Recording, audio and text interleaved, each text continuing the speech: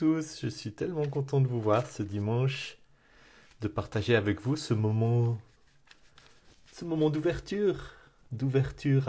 au mystère, d'ouverture aussi à des informations qui viennent nous rejoindre et qui viennent nous aider à élargir notre conscience. Si vous êtes là à écouter, ça veut dire que vous avez fait tomber certaines de vos résistances. Vous savez, on a en nous des résistances à voir les choses telles qu'elles sont, qui sont souvent enracinées dans nos histoires d'enfants, dans notre besoin de nous conformer à certaines attentes que les autres, souvent nos parents, la société, la culture, nos profs, etc., ont à notre égard. Et pour devenir nous-mêmes, pour faire ce chemin vers nous-mêmes, qui est le chemin de la spiritualité, il y a besoin de prendre conscience de ce qui en nous ne veut pas, ce qui en nous résiste, ce qui en nous se met en travers du chemin de la lucidité, de l'ouverture du cœur, de la capacité de voir en nous ce qui a besoin de guérison, ce qui a besoin d'être adouci, ce qui a besoin de se ramollir, ce qui a besoin de devenir plus poreux, plus perméable. Et en écoutant le message des cartes, eh ben c'est une des choses qui se passe. C'est que les cartes viennent nous parler de nous et nous aider à nous voir avec plus de clarté et souvent avec plus de tendresse. J'ai eu plusieurs tirages ces derniers jours avec des clients et je suis chaque fois frappé par la pertinence de ces messages et par la manière dont quand les personnes sont là avec un cœur ouvert, eh ben, ces tirages viennent effectivement leur parler, mais aussi leur confirmer des choses qu'ils savaient déjà, mais qu'ils avaient comme besoin de voir à l'extérieur d'eux, de voir dans le tirage, pour être capables de les accueillir et de s'en saisir, pour prendre les décisions qu'ils savaient peut-être déjà qu'ils devaient prendre, mais ils n'osaient pas, parce qu'il y a aussi tous ces doutes qui ont été semés en nous par nos éducations. Donc pendant que je vous parle, je finis de brasser, et mon intention pour ce tirage, c'est qu'il contribue à cela, à l'ouverture du cœur, à la sagesse, à la lumière, à la lucidité, pour chacune et chacun. Et à vous de faire le travail, de vous approprier ce qui va ressortir et ce que je vais mettre à votre disposition en vous donnant mon interprétation de ces cartes qui vont sortir pour donc les énergies de cette semaine à venir. J'ai fini le brassage, je coupe le jeu. Et la première carte, le message central, l'énergie principale qui est à l'œuvre, une carte d'émotion et de relation, une carte de difficulté, parce que le 5 parle toujours d'une difficulté, hein, et d'une difficulté qui est de l'ordre des circonstances extérieures de notre vie, et notamment du domaine relationnel, très très souvent. Une difficulté qui est en rapport avec notre entourage, avec les autres. Et le 5 de coupe, c'est une carte qui dit qu'il y a des difficultés, des eaux agitées dans le domaine relationnel, peut-être aussi des émotions troublées en vous, pour d'autres raisons que les relations, mais des émotions qui sont troublées, une sorte d'absence de paix intérieure. Et le 5, s'il est une carte qui représente une difficulté, c'est aussi toujours une carte qui dit mais il y a un chemin à travers ces difficultés. Et le chemin à travers ces difficultés est vraiment l'occasion d'accéder à une nouvelle étape de votre développement, de votre maturité, de votre ouverture. Je vais regarder dans mon petit grimoire où je prends des notes sur les tirages et sur mes lectures sur le tarot. Voilà, 5 de coupe, perte d'une relation ou turbulence dans une relation, ou prise de conscience d'un manque de solidité, d'un manque d'attachement. Ça ne veut pas dire que la reconstruction n'est pas possible ou que la relation est en péril, mais il faut prendre en compte ce qui est troublé. Il faut prendre en compte les émotions en vous qui sont tourmentées aussi. Et puis, c'est une carte qui dit effectivement il y a un bilan à tirer, il est nécessaire d'ouvrir les yeux sur un certain nombre de choses, de manière à être capable de faire le deuil d'un certain nombre de choses, de faire des choix et de poursuivre sa route. sans se laisser arrêter par les difficultés, par les turbulences, mais en prenant la sagesse qui vous est donnée à travers cette situation difficile. Un moment de difficulté relationnelle, par exemple, ou un moment de tourment émotionnel est une occasion de prendre conscience d'un certain nombre de choses, peut-être de vos besoins, peut-être de vos aspirations profondes, peut-être de choses qui n'ont pas été nourries jusqu'à aujourd'hui, et d'en prendre conscience, de puiser la sagesse qui est contenue dans cette expérience, et de partir pour la suite de votre route enrichi par cette sagesse, et non pas alourdi et empêché de vivre par la difficulté. Transformer la difficulté en occasion d'apprendre et de grandir. Transformer le plomb de la difficulté, le plomb de la crise, le plomb de la situation que vous rencontrez en ce moment et qui peut-être vous brise le cœur. Transformer ce plomb qui pourrait vous alourdir, vous empêcher d'avancer, transformez-le en or de sagesse qui vous permet d'accéder à une nouvelle étape de votre maturité, de votre autonomie, de votre liberté, de votre développement spirituel. Quelle est la carte qui complète cette carte du 5 de coupe? Le cavalier de denier. Le cavalier de denier. J'hésite toujours parce que il a son bâton, mais en fait c'est le cavalier de denier. Le cavalier de denier, c'est une carte qui parle d'enracinement, c'est une carte qui parle de quelqu'un qui est capable de prendre soin de lui, capable de prendre soin de ses finances, capable de prendre soin de sa vie, capable de prendre soin de tout ce qui, dans sa vie, a des racines.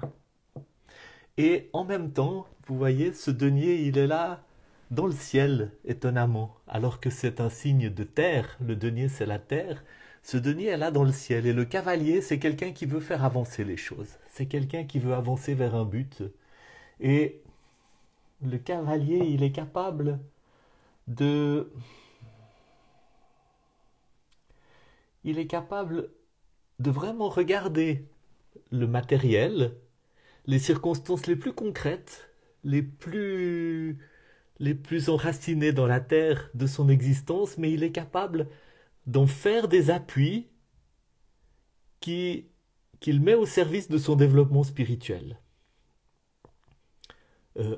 Un exemple tout simple, avoir une bonne stabilité dans sa vie de tous les jours, où on se sent bien en sécurité parce qu'on s'est bien occupé de ses affaires, peut donner une immense paix intérieure pour se consacrer à la quête, à la méditation, à la quête spirituelle, à l'introspection, et peut-être pour investir aussi du temps, de l'argent, de l'énergie dans toutes ces dimensions, dans des choses qui nous font grandir spirituellement, dans des formations, dans des ateliers, dans des activités, dans des choses qui vont effectivement élargir notre perspective, notre conscience. Alors comment est-ce que ça vient compléter cette carte du 5 de coupe? Le 5 de coupe vous parle de turbulences, sans doute dans le domaine des relations, qui vous invite à faire des choix et à vous mettre en route dans une nouvelle étape de votre chemin. Et ce chevalier de denier, il dit qu'il y a en vous, il parle de la motivation qui va vous permettre de vous mettre en route dans cette nouvelle étape du chemin. Hein. Le chevalier de denier, il est là sur son cheval, il veut avancer. Il veut avancer, et il veut avancer en ayant vraiment les pieds bien sur terre, mais avec cette perspective très forte de sa spiritualité. Hein. Et c'est l'élan qui lui permet de regarder le plomb de cette situation difficile qu'il est en train de vivre, et puis de la transformer en or, et de partir avec ce trésor de sagesse, sans regret, mais en se mettant en route dans une nouvelle étape de sa vie qui va impliquer des deuils, qui va impliquer des choix, qui va impliquer des renoncements. Et en même temps, ce cavalier de denier, il est aussi celui qui donne en même temps les racines et en même temps l'aspiration spirituelle qui vont permettre cette transmutation du plomb en or. Donc les deux sont extrêmement complémentaires et alliés dans cette période. vous avez besoin de voir clair sur ce qui est troublé, sur ce qui est agité, sur ce qui ne va pas et qui demande de faire le deuil.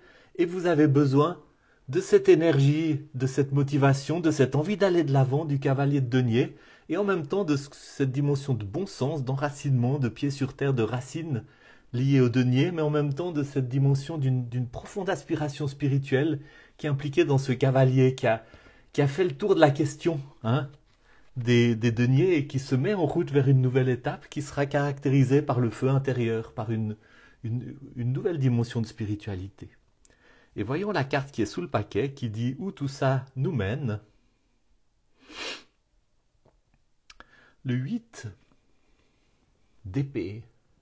8 d'épée n'est pas une carte facile.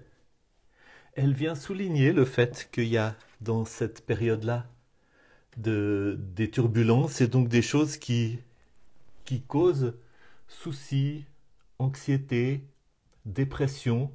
Et ces 8 épées qui forment cet ovale, elles ont une partie qui est enfermante et qui est difficile, hein. Bonjour Florence.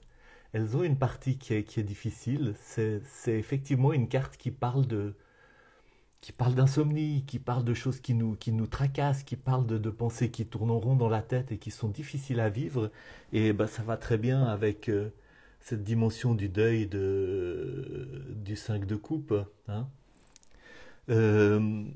Quand on a des relations troublées, quand on a des moments avec des émotions qui tournent, qui sont agitées, eh bien ça s'associe avec toutes ces pensées, hein.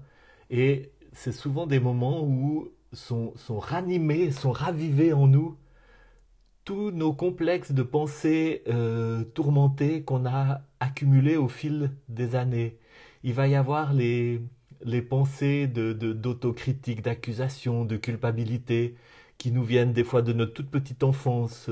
Il va y avoir toutes les pensées qui enferment des conditionnements qu'on a pris pour plaire à nos parents, pour entrer dans le rôle qui était celui qu'on avait l'impression qui était le nôtre, en tout cas le rôle qu'on a pris dans nos familles, les manières de se comporter pour éviter le rejet, pour éviter la solitude, toutes les manières dont on s'est nié nous-mêmes pour tenter de complaire à ce qu'on percevait des attentes des autres. Toutes ces choses qui se sont construites petit à petit, couche après couche, puis qui en sont venues à nous enfermer, hein. Et ce 8 d'épée dit effectivement, une période comme ça, c'est une période qui nous confronte à tout cet enfermement.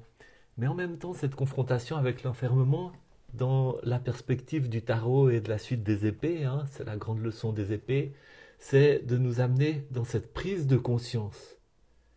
Quand je commence à voir, ah oui, voilà tout l'ensemble de choses qui m'enferment, eh bien, il y a quelque chose qui commence à naître en moi. Cette petite fleur toute bleue de spiritualité, toute bleue d'énergie céleste, il y a quelque chose qui commence à naître en moi qui est le début de la liberté, le début de la capacité de regarder tout ça et de dire, eh bien, tout ça, ce n'est pas moi, hein.